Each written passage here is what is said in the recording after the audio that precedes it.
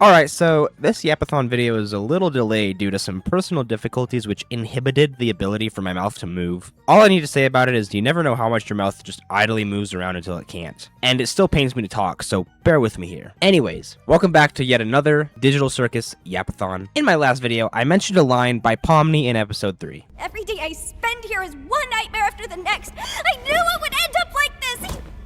He just wants me to suffer.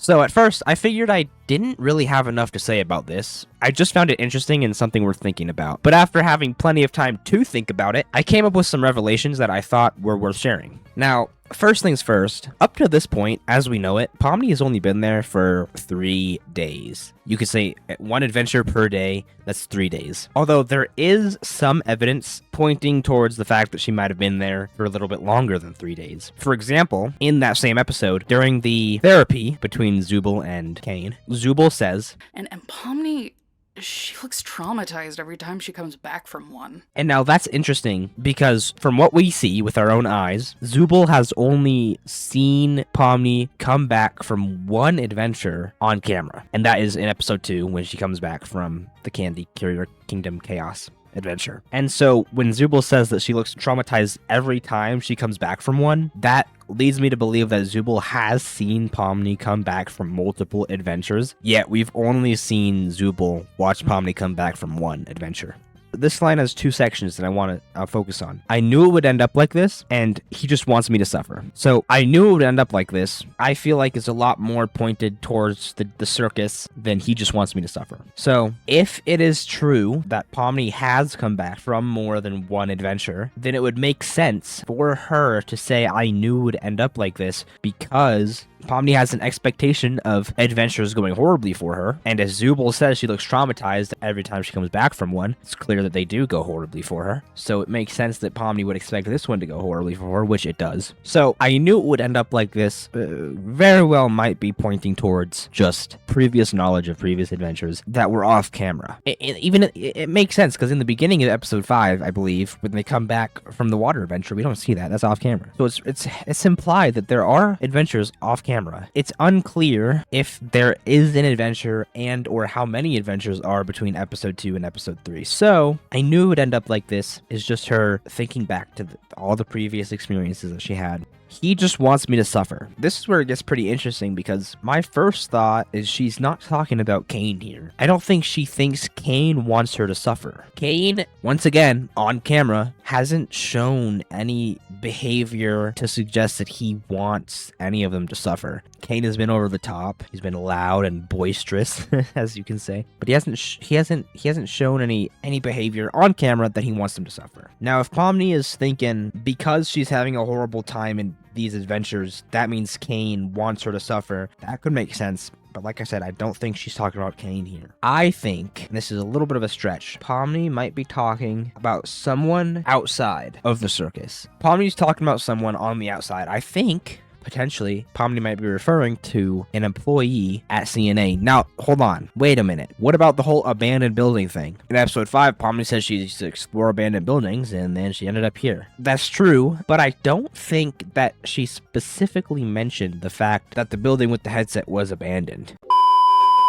Okay, and after a slight break for both my own pain and also sanity, I think I've come up with a coherent stream of thoughts to explain the ending part of this phrase. Now, hear me out. Let's start with the circus was made, okay? It was made. Whether they were trying to or not, it's a thing that is there. And we know that Scratch was the primary creator of this world, or at least the base of the world for which Kane could then work off of, if that makes any sense. Now, Scratch did this, as people theorize, because of the brain tumor. Either due to pure brilliance or the tumor in his head.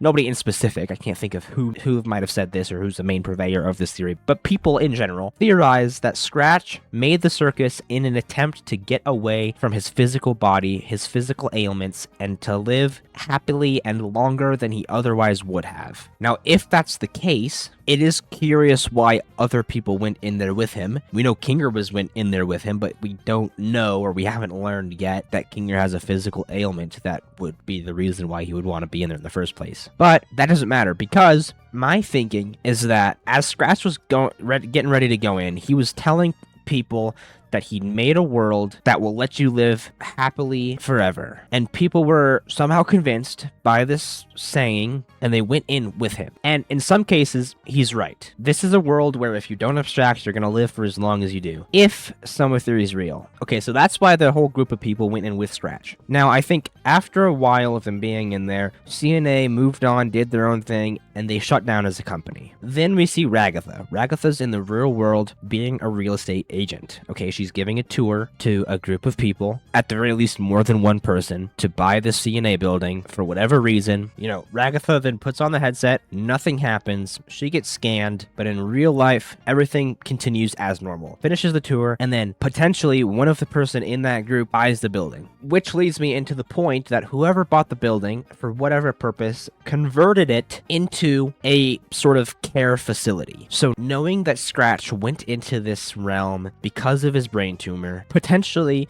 Scratch is dead in the real world. They have no idea if Scratch is dead in this system or not. So because knowing that Scratch did this thing made the circus to get out of the real world, they set up a service, like a healthcare, quote-unquote healthcare service. People then sign up for the service. Obviously, Ragatha didn't, because Ragatha was giving a tour when she put on the headset. But Jax, Gangle, Zubul, Pomni, those four probably had some sort of, physical ailment that they wanted to get away from. They signed up for the service. They go to this building, okay? This building is not abandoned. It's set up as a facility to you're going to put the headset on. I think that potentially it was advertised as, come live happily ever after. Okay, so they went in there thinking, oh, I'm going to get transported to this wonderful world where I live happily in this nice, colorful, wonderful, happy, wacky world forever? Sign me up. I don't want to live with this fucking brain tumor. I want to be happy in that world. They go to this building, and then here's where it gets interesting. They were scammed, okay? Soma theory being real, they go to this building, put the headset on, it scans their consciousness, but in real life, they might not have any clue what's going on. They're like, wait, what is this? Why am I still here? Guy in the real world explains, sorry, it was just your consciousness that scans. You're going to die in real life still, but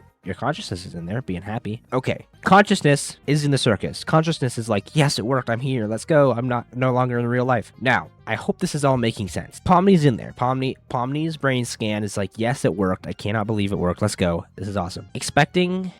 Oh, hold on, I just paused because I just remembered Pomni's whole reaction to leaving, and I'm like, wait a minute, none of this is real at all. Anyways, let me continue my thought. Pomni gets in there and she expects to live happy. Then, suddenly, every adventure that she goes on, something terrible, horrible, traumatizing happens. From Zubul, we hear she's been on multiple adventures where she comes back looking traumatized. Then in episode 3, we finally hear Pomni say, I knew it would end up like this, he just wants me to suffer. Now, like I said before, the first part of that sentence is just referring to previous knowledge of being in the circus, but he just wants me to suffer could potentially be her referring to a person in real life that put the headset on her. Her digital scan would think that she got scammed. She was promised a happy life, and now she's living a dreadful, traumatizing life in this circus. And so logically, rationally, you would think, oh, I've been put in here because he wants me to suffer. He don't want me to have a happy life, he just wants me to suffer. And then with all that being said, in the middle of that, as you heard, I had a little bit of a revelation. I had a vision. My third eye opened, and I saw the beginning of episode 1, and I was like, wait, every single thing that I'm saying right now can be easily debunked by Pomni's reaction to entering the circus in episode 1. And so if you disregard how the show is going, then maybe my theory makes sense. Now, if anyone is watching this who can fill in the gaps and actually understands what I'm trying to say and be like, oh yeah, and so if that's the case, then this also makes sense and blah, blah, blah, blah. Please let me know in the comments. I'd be happy to hear your thoughts and opinions. But with all that being said, I need to stop talking. I'm in extreme pain. And so I hope you guys enjoyed this video, and I will see y'all in the next one. Bye-bye.